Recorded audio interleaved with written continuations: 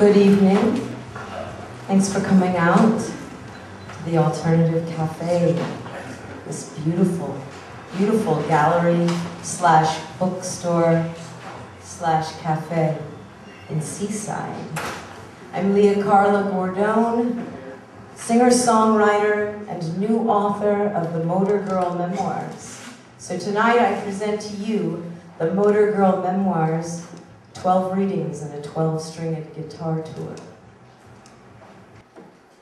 She did not fit in with the young, hip crowd, the kids with their I hate my parents trip, the ravers and the punks. They wore wide-legged Jenko jeans or fluorescent beaded bracelets, plaid-tapered pants and studded leather wristbands, simple sneakers or Doc Martens. They hung out by the green, the grassy island in the middle of town. They occupied the benches there and pretty much dominated this particular area. They rolled, they shroomed, they smoked pot, they dropped acid or dropped out of school. They had no sense of purpose and didn't seem to care. They were simply unaware. They listened to harsh, lifeless music. Was it cool to whine about being a loser and asking someone to kill you? Their music offered no compassion to those genuinely searching for answers. Some came from well-to-do families, and so they were rebelling. They were only in Woodstock because they had to be. She might have mustered up the teen angst necessary in order to find favor amongst these kids, but truth be told, she was all sold out of that brand. Then again, she was no kid.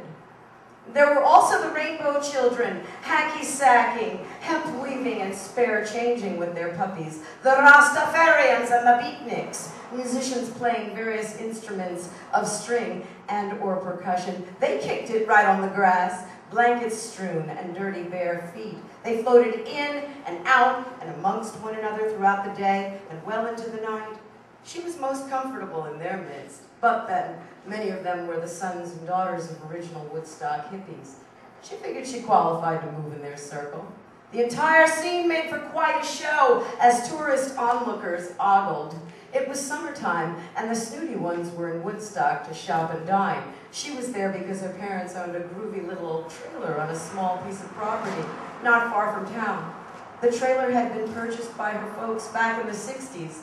She was an only child from New York City with the intention of spending her entire summer upstate. For the first time, she considered herself living in Woodstock.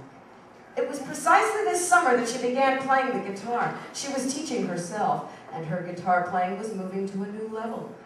The year before had been the discovery of the piano, one that had been sleeping for quite some time in her mother's brownstone living room back in New York. Now, don't get me wrong, her mother could play a mean Clair de Lune, but only once in a blue moon. The girl had written over 30 songs on the old upright and was becoming a real musician. She'd been singing professionally since childhood, but this was different. Now she was playing musical instruments, something she never would have dreamed of. In the beginning, she just kept to herself, all the while hoping to meet someone she could relate to. This is the true story of MG. MG as in Motorgirl. MG is me.